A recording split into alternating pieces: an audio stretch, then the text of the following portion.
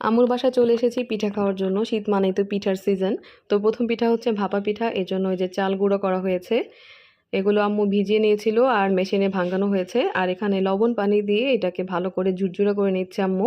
এখানে কিন্তু অল্প পরিমাণে লবণ ব্যবহার করা হয়েছে, হালকা একটু পানি দিতে হবে, অতিরিক্ত পানিও দেওয়া যাবে না। আর আম্মুর হাতের পিঠাটা অনেক সফট হয়। শর্টকাটে আম্মু খুবই সুন্দর পিঠা বানায়। এখানে রয়েছে নারকেল কোরানো আর রয়েছে গুড়।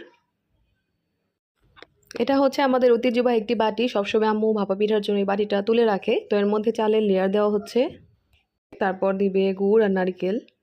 এটা হচ্ছে খেজুরের গুড়। এই গুড় দিয়ে পিঠা কিন্তু সবচেয়ে বেশি ভালো হয়।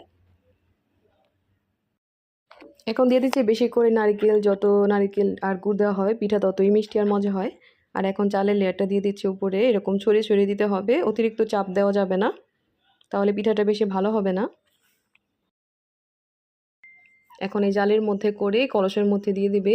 এই কলসটা আমাদের ভাপা পিঠার জন্য সবসময় রাখা হয়। এখন ভালো করে এটা ভাঁজ করে দিতে হবে। আর এই যে ঢাকনা দিয়ে ঢেকে দিলেই 5 মিনিটের মধ্যেই রেডি আমাদের ভাপা পিঠা।